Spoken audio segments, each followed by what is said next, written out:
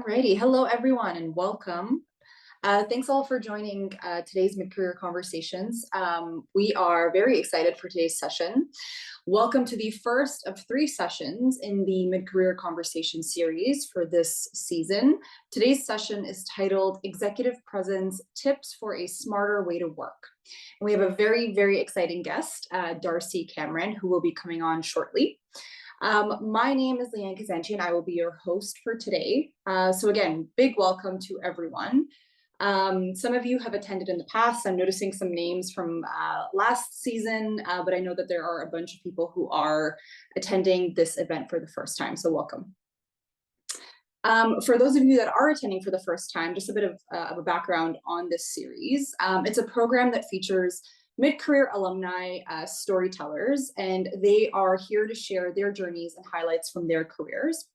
They will share a bit about their background, their journey, and you will have an opportunity to ask some questions. And then at the end of the session, or towards the end of the session, we will be doing a virtual breakout where you're able to share your unique journeys and ask our guest some questions. Now, as this event is virtual, and since we're not all gathered in the same space, I recognize the following land acknowledgement might not be necessarily applicable for the territory you are currently on. If that's the case, please take the responsibility to acknowledge the traditional territory you are on and the current treaty holders. The website native-land.ca is a great resource for this. And you'll see it in the chat right now. As a member of the York University community, I recognize many Indigenous nations have long-standing relationships with the territories upon which York University campuses are located that precede the establishment of York University. York University acknowledges its presence on the traditional territory of many Indigenous nations. The area known as Toronto has been caretaken by the Anishinaabeg Nation, the Haudenosaunee Confederacy, and the Huron-Wendat. It is now home to many First Nation, Inuit, and Métis communities.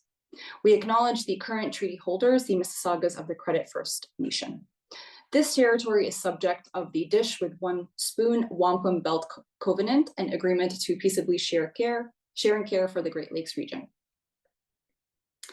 The Mid-Career Conversation series was created with alumni like yourself and me in mind for us to connect, hear each other's stories, and learn about other experiences that other York alumni have experienced.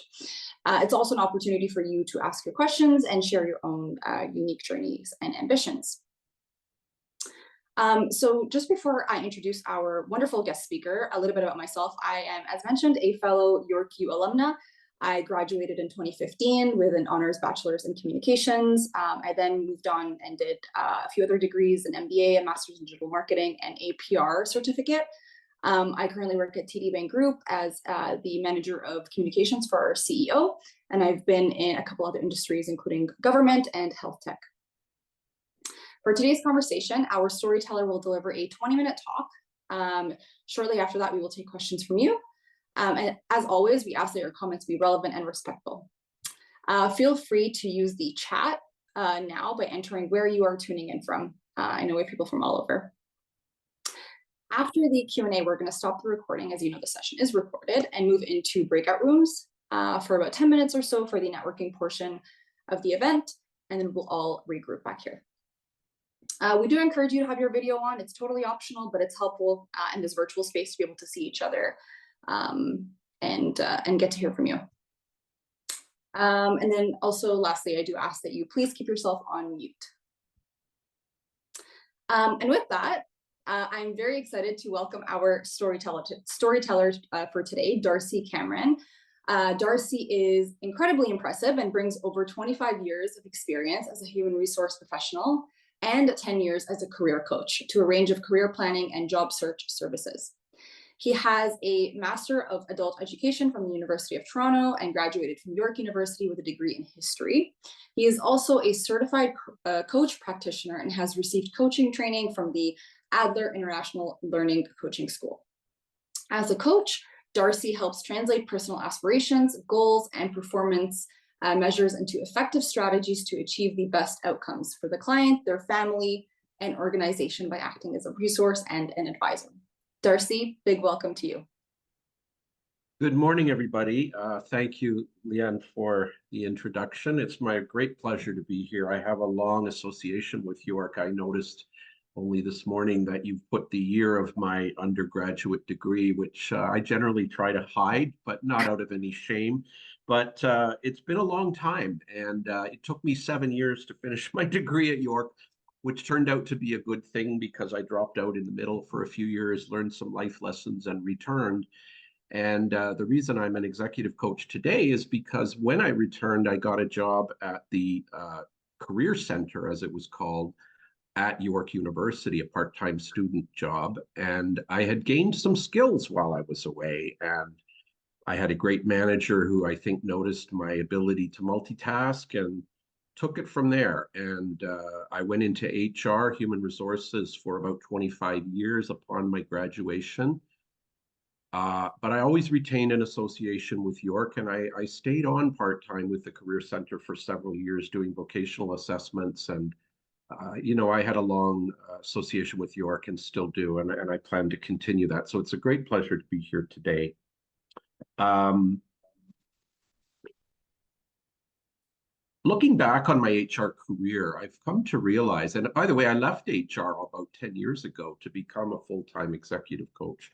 So I guess I changed careers in some way. But looking back on my HR career, I realized that as a business partner, which is generally the person who sits at the management or executive table and represents HR and brings that to bear on the conversations that happen there, um, I had a long history of working with brand new executives, people who had just become vice president or executive director in different organizations. If you see on my LinkedIn profile, you'll see where I've worked.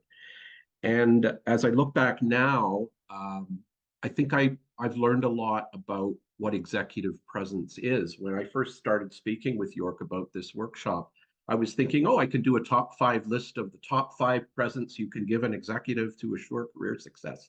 But that's not really what this is about. So I'm going to walk you through just 3 slides on the topic. I think from what I've seen from a few people who reached out to me in advance and from conversations with the organizers, that many of you are looking for nuts and bolts. How can I achieve and develop my own executive presence? And I do promise to address those nuts and bolts concerns.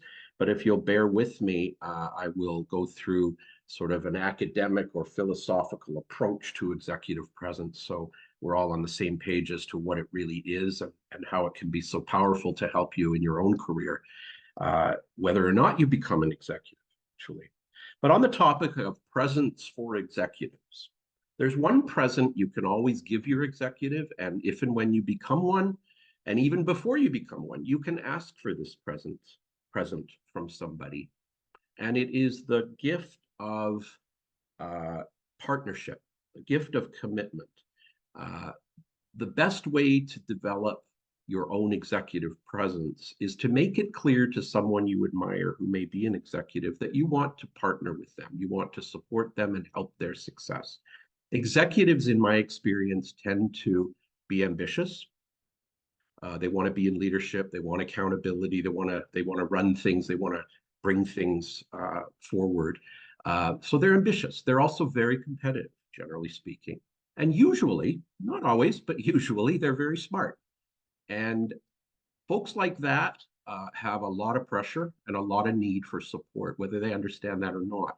And if you want to be a key part of their success, it's important that you partner with them and always try to be a partner as opposed to a gatekeeper, for example. If you're HR at the table saying no to things or slowing them down, find ways to work in partnership, and that will be reciprocated. And if you become a leader like that, it's something you can specifically ask for from people respectfully, saying, look, I need you to partner with me, help me, I'll listen to you. I want to work together. Let me know how things are going. That is the biggest present that you could give an executive or ask for if you become one. So at that point, I'm going to jump out to my slides, and those will be available to you after. Either the organizers can send them out if you want them, or I'll send them if you want to link with me on LinkedIn. However we do that, that's fine. So here we go. I'm going to do screen share. Bear with me. I think this will work properly. here. Full screen. So here we go. Executive presence is something that you can learn. It's a skill. It is not something for most people that is innate, that they just naturally have, they know how to do it. In most cases, in my experience, and I think I've learned some of this myself, it's something you can learn. You can learn the skill of having an executive presence. We're going to talk more about what it actually is in a moment. But executive presence involves a mindset. It's a consistent way that you operate, a consistent way that you reveal yourself with people you work for, who work for you, people who are stakeholders in the work that you do. It's a commitment ongoing to yourself and others. So it's a way of being, is what I often call it. There's two background must-haves in terms of executive presence. It needs to be ethical, meaning there's no point in showing off an executive presence in order to manipulate people or organizations or resources to get your own way or have things go the way you think they should go. You have that authority usually when you're in a leadership or executive role, and that's appropriate, but you don't use executive presence simply to get what you want. You use it for success, for yourself, your organization, and for others. And also, executive presence needs to be emotionally intelligent, meaning I referenced a little while ago in a joking way that most executives are quite smart. And there's two kinds of smarts. There's intelligence, brain power, quickness, problem solving, all of decision making, all of the things that we need in quality leadership. But there's also a concept of emotional intelligence, and there's books on this. Many things have been written about it. If you're not familiar with emotional intelligence, I would recommend looking into that a little bit, maybe doing some reading. Effective executive presence contains an ethical approach and an emotionally intelligent approach. Now, I want to go through the words executive and presence, starting with executive. Think of it as an adjective, not a noun, meaning an executive is not just a person or a position or a title. It is having the power to put plans and actions into effect, to execute. There's an old saying that says executives execute, meaning executives make decisions and move things forward. And sometimes those decisions are easy, sometimes they're difficult, sometimes they're unified, and sometimes they're not. But the idea is executives execute, and we all execute, we do things. It also involves having the influence over others. That can be an organization, non-human resources, and human resources to help. It is not the person in charge, full stop. It can be that, but even if you're not the person ultimately in charge, you can be an executive, whether you have the title or not.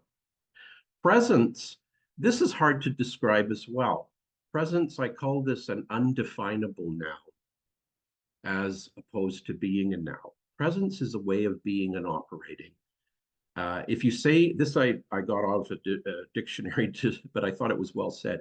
If you say that someone has presence, you mean that they impress by their appearance and manner, to be present. So they are here and now, and they're real. It's not just a fact that you're here and you wield your executive presence and your power and authority that way because of your place or position. It's actually a matter of being present with others in an organization. We all possess and have ability to use our executive presence. So you may not be an executive, but we have executive roles in life. And this is where we can learn and build on our executive presence. So I'm going to give you a little exercise. You can do it for yourself. Just write down a couple of things and give it some thought later, perhaps talk about it in the breakout rooms. Think back to one or more people in your life or currently in your life who were significantly impactful to you in a positive way. Often this can be teachers, it can be a boss, it could be a peer, it could even be a family member, someone who was highly influential in a positive way on you, perhaps taught you something, made you think differently, made you look at new options or maybe take new actions that you have benefited from. This can occur at young ages as well. It's not something that's reserved for adulthood. It can be setting you off on the right path, that sort of thing. There would have been a situation and someone who had an influence on you that to this day you remember and value. Write that person's name down and think about what it meant to you at the time to receive or visualize or experience their executive presence in your life and how that felt to you. Did you feel empowered? Did you feel validated? Did you feel respected, well regarded, able to do more than you might have thought before? And then think about how it changed you. What did you do as a result of that executive presence in your life? How did it change you? The phrase ever since then is always good in helping you express that. What's different about you now in a consistent way because you changed as a result of that?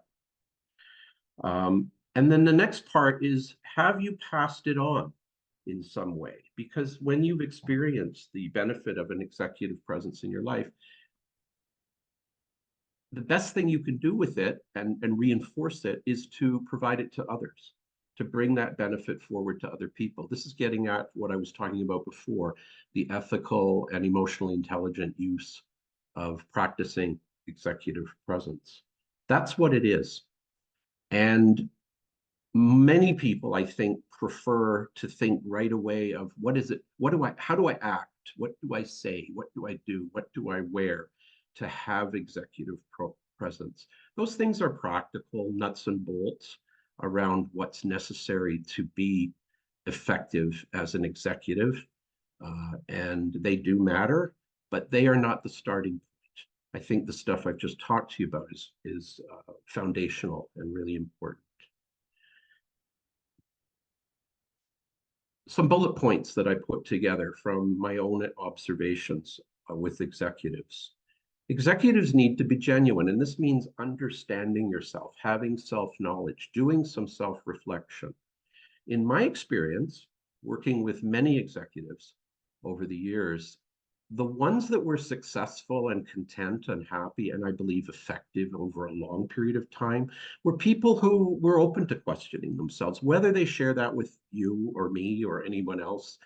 They were always open to being self-reflective and learning from their own experiences, successes, and mistakes.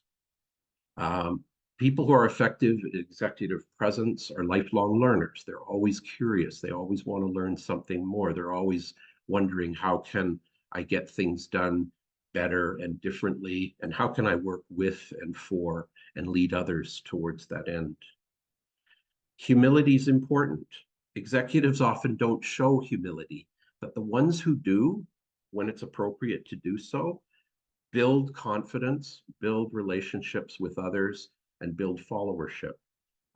People who are willing to follow them and respect them and go with them, even when things get a little difficult. Executives lead both from in front and behind. So they're aware that, yeah, they've got the title, they've got the leadership, they have the authority, they have some of the resources to move forward, but they also have to be willing to follow, taking responsibility, giving credit to others. One of the things I tell my clients about their resume and their interview conversations is that it's understood that no one does it all alone. And you do have to talk about yourself and use I statements, saying, I did this, I attempted that, my goal, this is what I did. But you should always, wherever appropriate, give credit to others around you or resources around you that helped you to be that effective. Vulnerability is important. Acknowledging, as I said before, this is related to being humble or humility, recognizing that You're not perfect. And when things are tough, they can be tough on you, but you're representing and showing in your executive presence a calmness, a commitment, a confidence to see it through. Showing empathy, this gets to the emotional intelligence things I talked about before.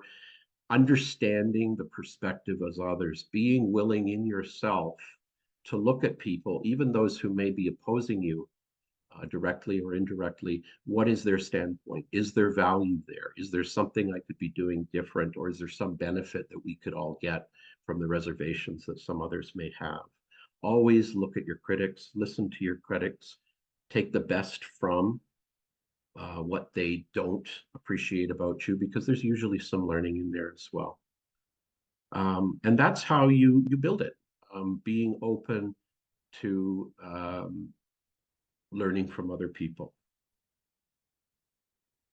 Now, I looked at a number of resources on this topic to synthesize it down to something we could work with really quickly today. And these are the main ones. I have one more that I'll add to it before I send this out. A couple of things I want to talk about, though. I spoke to the professor at the Schulich School of Business, where I am a coach in the executive MBA program. There's a number of resources out there that she recommended for me, easy to find. Book Good to Great is good. The book Insight is interesting, and she also has an interesting podcast. You can find these people on Google if this isn't enough information. The LinkedIn has a number of good courses over the years they've been developing, and I've been impressed by a number of them. I have not done the LinkedIn course on how to master your executive presence, but I spoke with someone who did complete it. They're pretty good. So that's another way for you to learn more about the topic. Okay, so I think I'll leave it there, and I'm happy to take questions and have conversations on anything that you like to cover. Wonderful. Thanks, Darcy.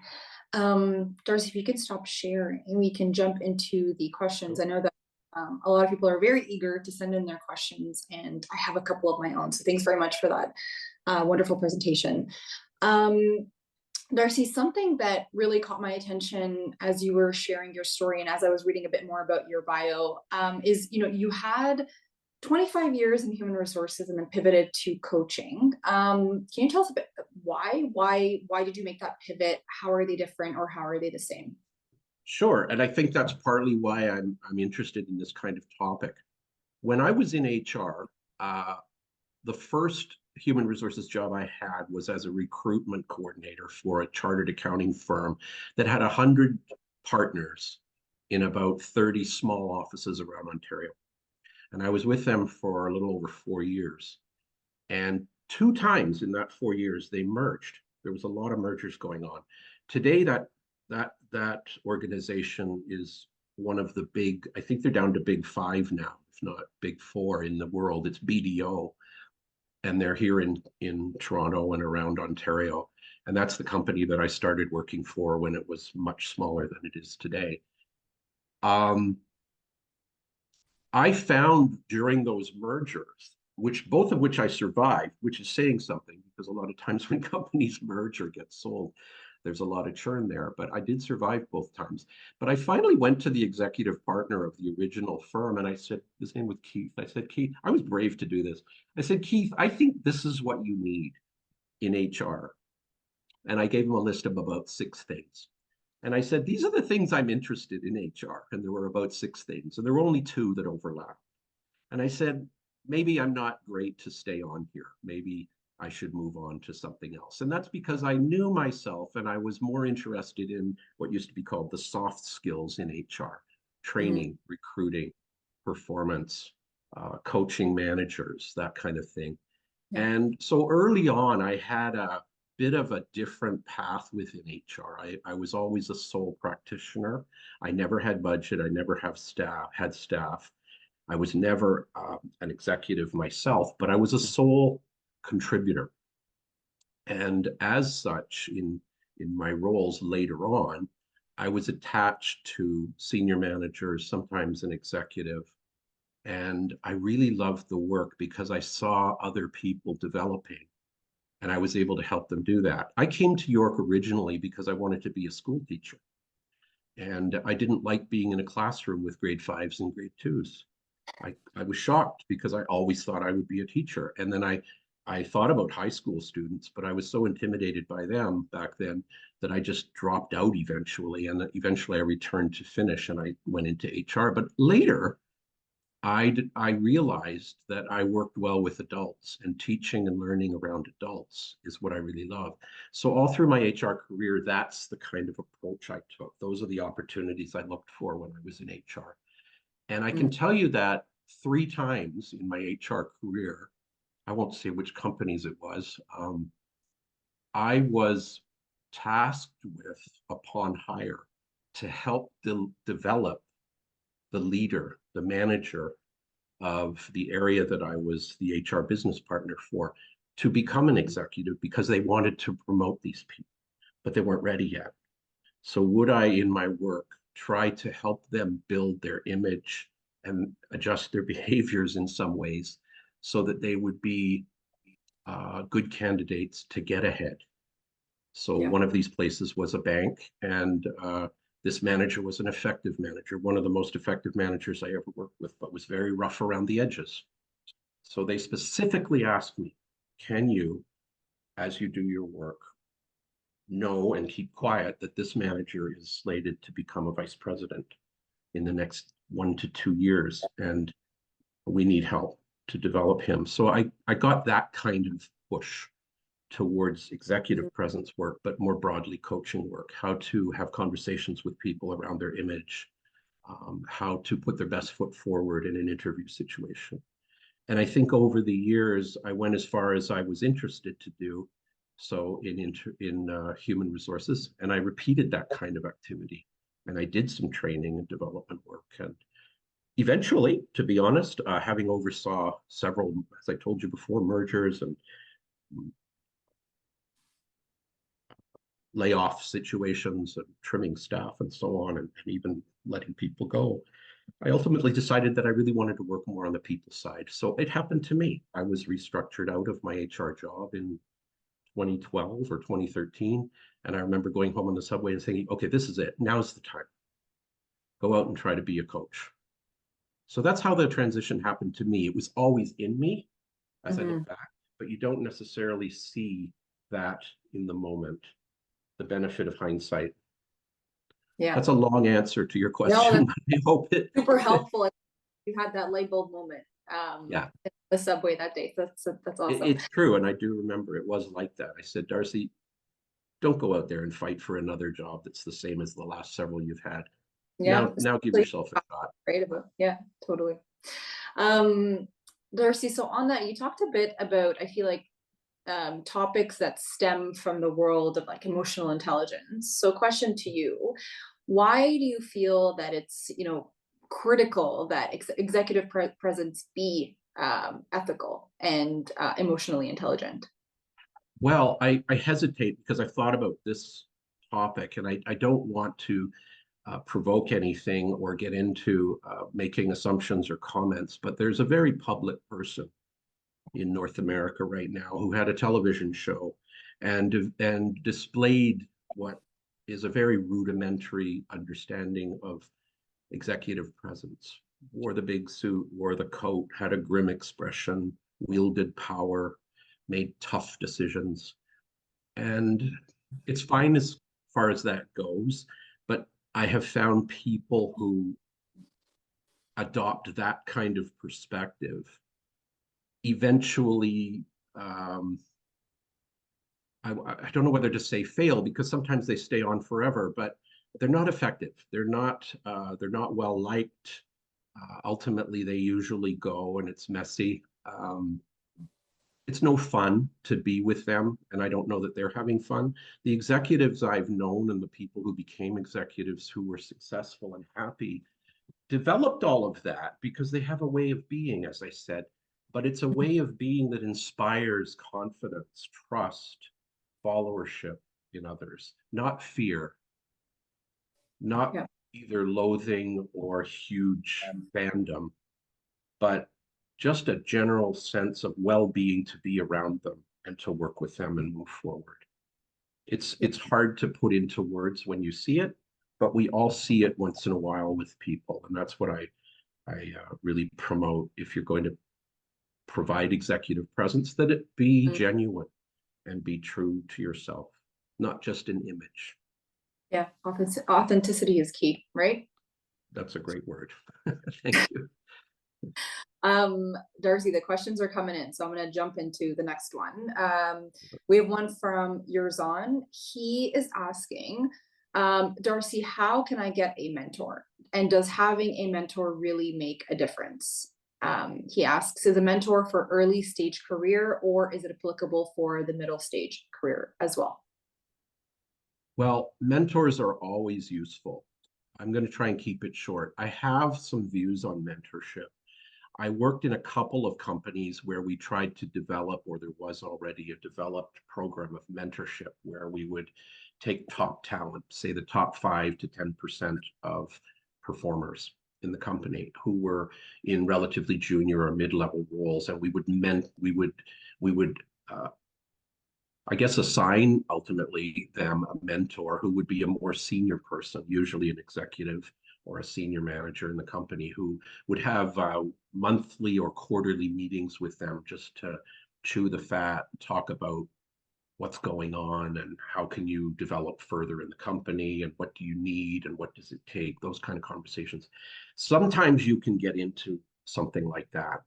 I haven't found that to be significantly useful in terms of reaching the executive level and developing executive presence because it's really choppy and it's hard to access. And it's usually affected by a lot of other things that are going on in the business or the organization. Another way is to get some coaching. I have a bias here, obviously, but I do find that people who invest some time in having conversations about their career, even if they have to pay for it, usually benefit greatly, not just in things like job search, resumes, interviewing, negotiating, but I've worked with a number of people, I call it in-place coaching, who aren't going anywhere in their organizations, but either they or sometimes their organization will pay for coaching, either because they're prepping to move up or over to a different role in the organization. But that's usually worth doing if you can find a good coach. Mhm. You're doing it on that sort of a formal level. Usually you'll find a coach, like if you're looking for a lawyer, who will talk to you for 20 or 30 minutes, find out what's going on, give you some broad ideas about what work for you, and Mhm. potentially if it's worthwhile working together. So that's another way to do it. A third way, because especially if people are students or on lower incomes or just don't have the means or the time for that, is to develop linkages with people yourself, like the little exercise that I fit into my conversation there. If you've written down a name or two, what are you doing actively and planfully to engage with those people and benefit from how they helped you previously or how they might still help you? To get something out of it, quite frankly, but also to give something. Uh, Reaching out, networking with them, knowing good people you work with or see on your LinkedIn list. Many people have 500 plus connections on LinkedIn. How many do you ever actually talk to? There's always mentorship available that way as well. And people who do that in a deliberate manner, maybe reach out once a week to one new person to refresh, reconnect, ask about what's going on in their lives or in yours. That's another way to develop executive presence. Mhm.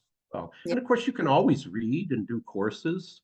Um, the Yeah. business school at York has a small course on that, and it's part and parcel of many business, usually, which is unfortunate, courses. But there are other ways to take coursework.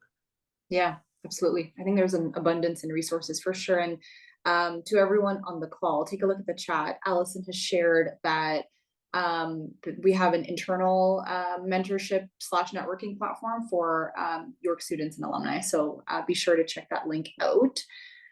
Next question is from Alana. Alana is sharing that she just started as an executive assistant and was wondering what your recommendation is for building her brand and having direct reports take her seriously. She finds that a lot of direct reports don't take her seriously as, you know, take the executive's recommendation first, or they may not understand the partnership model. So essentially, what's your recommendation for someone who's kind of trying So to? there's a lot in there, but I'm smiling a little bit because some of the best people I ever worked with were executive assistants. That was their title. It's an older title now. I'm not sure what people are called in that role anymore, but the person that would have been the secretary or the coordinator or the assistant to an executive, that is a key role. And um, mirroring behaviors that your executive does is one way to do it.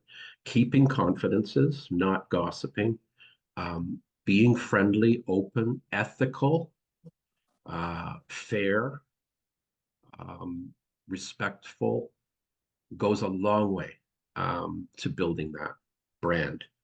Um, I was speaking to someone recently. Actually, I was on a human resource management school webinar, somewhat like this, just about a week ago, 10 days ago.